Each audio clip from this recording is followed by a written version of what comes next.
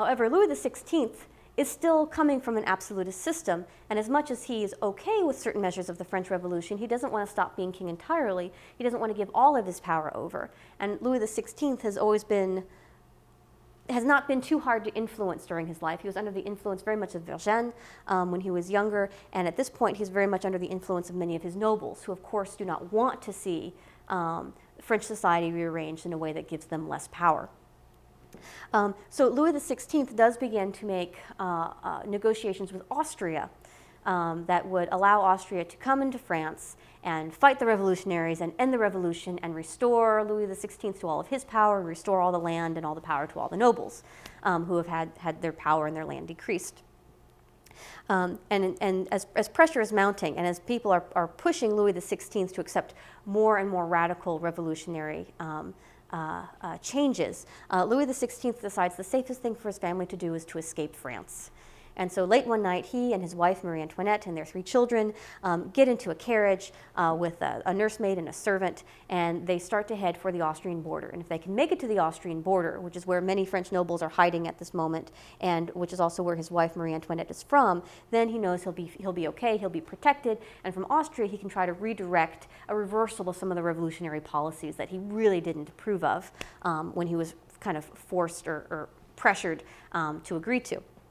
Of course, though, Louis XVI, being a nice guy but not always the brightest guy, leaves in a giant carriage that's very gilded and golden and beautiful, and is moving really too slowly as he starts to go towards the Austrian border. And he almost gets there. He almost makes it. But in a small French town, just on the French side of the Austrian border, he is stopped, and that town is called Varennes. And so this episode of The King is usually called The Flight to Varennes. And so Louis XVI is exiting his carriage. He's often portrayed as being very hungry and needing a snack, and so he's stopping somewhere to get a snack. Really, he and the royal family needed to stop and rest for a little while, and so he's walking around, and legend has it that he went up to a man and said, "Hello, I need a snack," and he presented a coin that had his own face on it, because of course Louis XVI, monarch of France, is going to have his image on the currency. And the man looked at the coin, legend has it, and looks at Louis XVI and says, "Oh no, you are the king, what are you doing here?" But whether or not it involved the coin, the king was recognized. Louis XVI, even in his great disguise, was recognized as being the king. And of course, by this point, he had been missing in Paris. People had noticed he had left.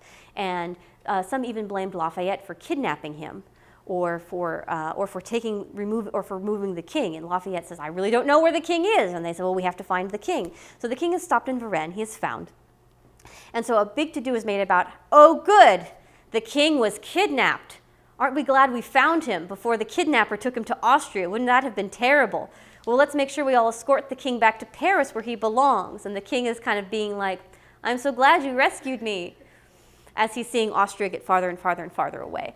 And of course, things aren't going to end well for Louis XVI when he gets back to France, because as much as I'm sure Louis XVI would have loved to perpetuate the myth that he had been kidnapped, they found papers that he had left in France saying, "Dear Austria, I would love it if we could organize a counter-revolution together. Let's talk. I'll be in Austria in a little bit. Love, Louis." I'm paraphrasing, of course, but he left documentation showing that he was indeed planning a counter-revolution and was going to be in league with Austria.